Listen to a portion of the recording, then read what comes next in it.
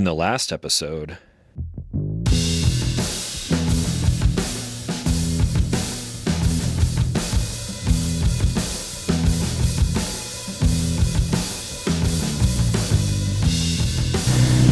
now I'm going to take all of my tires back to 35, 36 PSI and then head my way into town. And then we're going to do this all over again.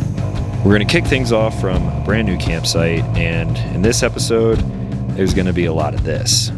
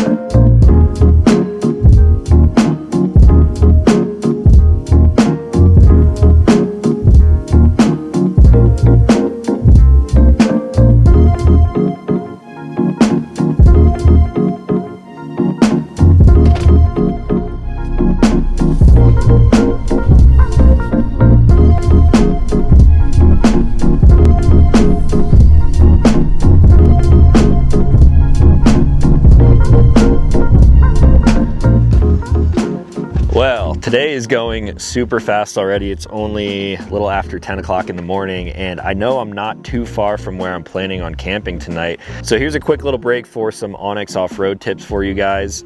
I've been using nothing but this app for navigating this entire time, which is kind of a new feature. They now have turn-by-turn navigation, so whenever I'm heading to a new waypoint, I simply tap with Onyx navigation, and it's been doing a really great job so far. Now, I only have a couple more miles until I get into the valley that I'm planning on camping tonight, so I figured let's get off the highway a little bit, and I came through this gap in the rock over here, and I thought, hey, that looks pretty sweet. Opened up my maps and then found a kind of alternative off-road route that takes me all the way down this comb here. So you can see right here I marked my waypoint, and then if we turn it into 3D mode, I'm basically going to be following this ridge line all the way down until we reach pavement again. So it's going to be a pretty cool off-road route, nothing too crazy technical. I don't even think I'm going to air down. And then once we get all the way down this ridge line here, it will eventually meet up with some more trails and then put us right back onto the road. So maybe looking like an hour detour with a few stops here and there if I find anything cool. And then another really cool feature that I've been using for a little while, but it's finally out. I'm allowed to talk about it now. If we go down into our filters, there is now at the very top a dispersed camping layer. So what this does is simply give you US Forest Service data, and it will allow you to see where you can legally camp. I've just kind of used my own knowledge of national forest and BLM land and stuff like that over the years, but now Onyx Off-Road makes it really easy. So let's actually head down to like the Grand Canyon area. If I zoom in on this cluster of trails here, you will notice right in the center there, motorized dispersed camping allowed. So anywhere you see that bright yellow trail, it means you can typically camp within 150 feet of that road. This is going to make a lot of people's lives a lot easier. People often ask me, how do you find camp spots when you're on Onyx Off-Road? And previously I was just doing it with knowledge that I had, but now it's baked into the app. So it's a really cool feature. People have been asking about it for a while, and I think you guys are going to enjoy it too. If you haven't already downloaded the app, do it. It's free for 7 days, but if you want all of the features, then you can use my code for 20% off a year's subscription. And at this point, it's pretty much cheaper than a tank of gas. So improve your adventures with Onyx Off-Road, get out there and explore. And if you guys need any help with waypoints and things like that, you can let me know in the comments down below. I think as a bonus tier over on Patreon, I think I'm actually going to start sharing some of these waypoints that you guys see in videos. I'm going to share that with everyone over on Patreon. So if you're already over there, I appreciate you guys. I do have links in all of my video descriptions. I don't talk about it much because it's kind of a weird thing for me, but I post videos there early. I give you guys access to an exclusive Discord server so we can chat one-on-one, and there's a lot of cool benefits. So if you like these videos and want to show your support, then head over there and ask me about the camp spots. I'll probably share them with you.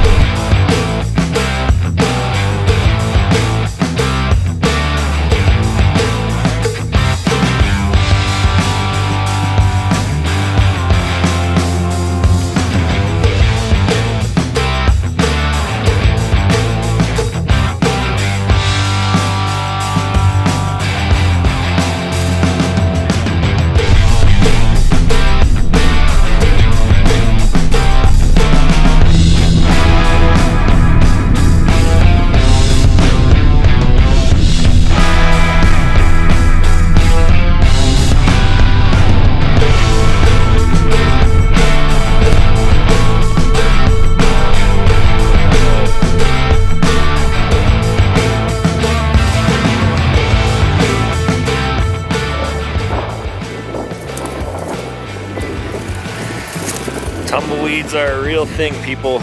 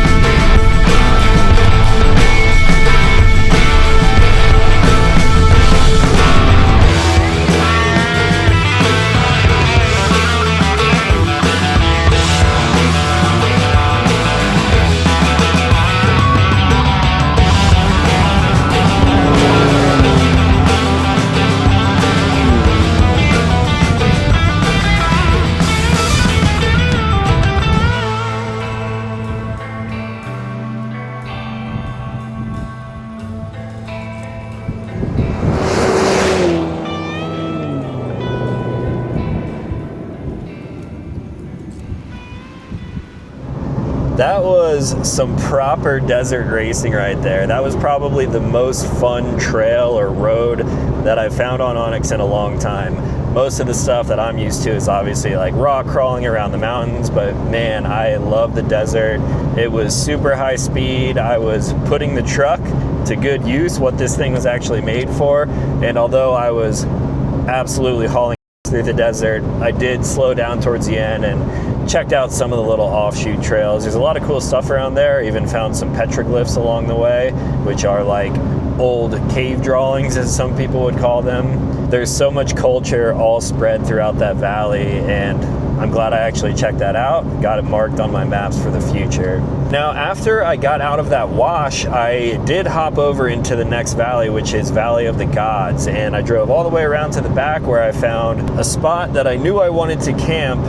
And then I sat there for about an hour. I did some work on my computer, some emails, some video editing. I also had some lunch because I was able to stop at a grocery store after I left my camp spot this morning. And everything was all fine and dandy until the wind started rolling in. I'm not sure how well you guys can even hear me right now because I'm currently driving away from that valley now, and the winds are ripping.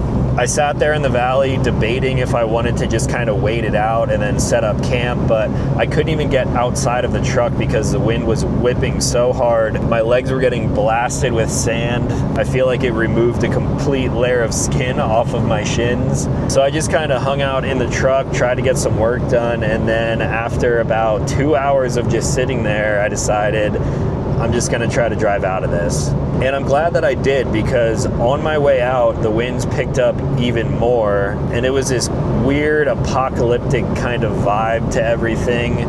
Visibility out there in the valley is generally pretty good. I've camped there a few times in the past, but there were times where I couldn't even see like 250 yards in front of me. There's so many cool spires and monuments to see all the way down through Monument Valley, and everything is just hazed up with giant clouds of dust in every single direction.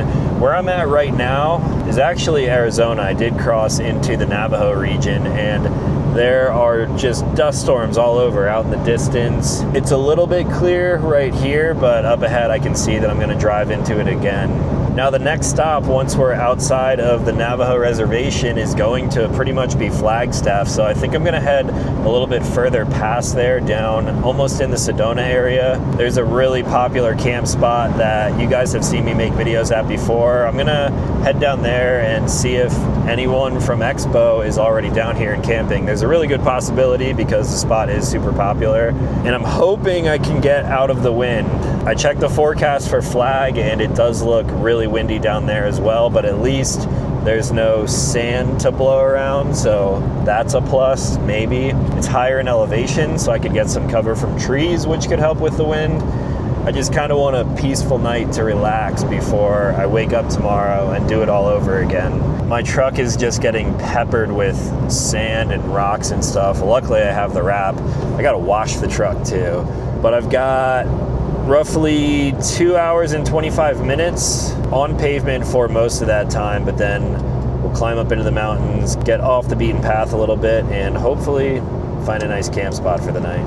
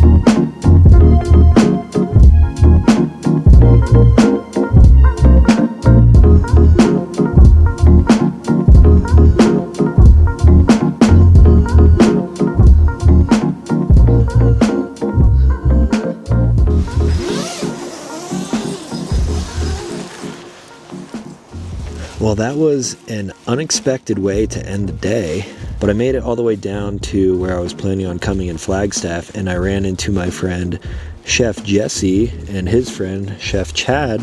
They're very well-known actual proper chefs in the outdoor space, and they were cooking up some food for people from Iceco. Iceco, of course, is the fridge that I have in my truck, so I was able to hang out with them, eat some killer food, didn't have to cook for myself, so that was a nice change of pace from the grocery store sandwich that I was eating. And then they even had a projector, and we watched Top Gun Maverick, which is really high up there on one of my all-time favorite movies. Such a good movie if you haven't seen it. So sorry if I'm cutting this video a little bit short, but hopefully you guys enjoyed it. If you did, slap a like on it and consider subscribing because I make new videos every single week. As always, thank you for watching. I'll talk to you in the next one.